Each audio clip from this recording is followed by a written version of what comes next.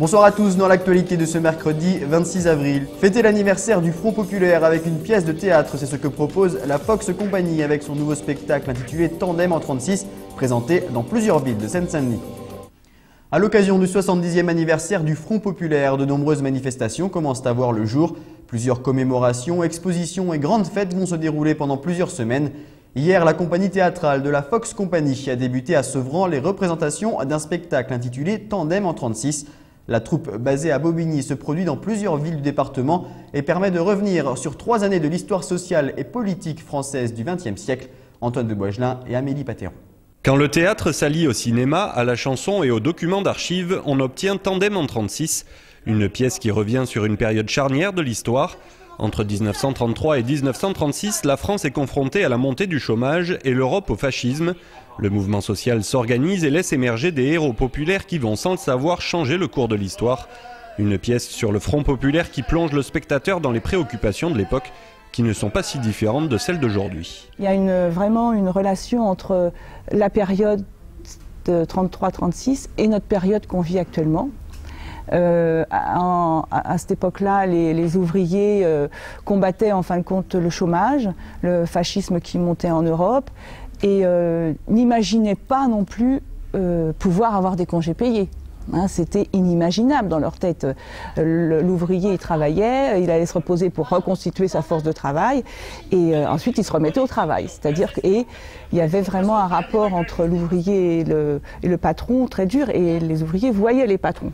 Quand la direction décide, l'ouvrier s'incline. Et aujourd'hui, je trouve que la période est plus ou moins similaire, hein, c'est-à-dire que là, ils avaient 900 000 chômeurs, là on en a 3,5 millions en France, et que les conditions de travail sont aussi très dures. C'est peut-être pas forcément les conditions physiques, mais le stress il est aussi fort. Et que les gens, ils n'imaginent pas, ils ne rêvent pas à quelque chose de différent. Et moi, je trouve que ce qui est important, là, actuellement, c'est de pouvoir rêver autre chose. Dans le bistrot tenu par Eugénie et sa fille Marinette, vie privée et vie publique font bon ménage. On se rencontre, on s'aime, on se mobilise et les prises de conscience politiques se dévoilent. Des liens se créent et les amis deviennent des camarades. C'est ici que la révolte pour les droits des ouvriers se met en marche. Gaston est un syndicaliste bon vivant, obsédé par les patrons. André est un ouvrier qui travaille à la chaîne et Jaco un jeune poète idéaliste. Ils sont tous différents mais ont les mêmes préoccupations. Leur combat débouchera sur des acquis sociaux qui marquent le début d'une nouvelle ère.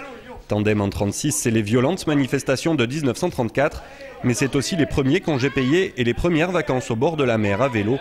Les acteurs emmènent le spectateur dans un monde fait de solidarité, d'amitié, de joie mais aussi de tristesse. Le tout à travers un jeu où la chanson tient un rôle prépondérant. C'est la révolution qui s'avance et qui sera victorieuse demain. Prenez garde. La chanson, ça transmet beaucoup de choses. Elle est utilisée par nous, on chante tous, et à chaque fois qu'on chante une chanson, c'est pas par hasard. C'est-à-dire que c'est pas un tour de chant, mais la chanson, en fin de compte, exprime ce que le personnage pense. Et c'est vrai que j'ai fait une grosse recherche historique dans les chansons. Ce sont des chansons d'époque, la plupart, de cette époque-là, qui datent de très longtemps. Et en plus, elles expriment aussi, dans le texte des chansons, il y a aussi des choses qui sont transmises. Et c'est aussi quand moi j'étais enfant et que je revenais de colonies de vacances, parce qu'à cette époque-là, je revenais avec plein de chansons dans mon cœur et ces chansons-là, elles m'ont transmis des valeurs, elles m'ont transmis des choses. 70 ans après le gouvernement de Léon Blum, Michel Renard rend hommage à travers sa pièce à tous ces héros populaires. Une histoire de gens ordinaires, témoins ou acteurs volontaires du Front populaire. Un spectacle qui informe et interroge et qui permet surtout de ne pas oublier.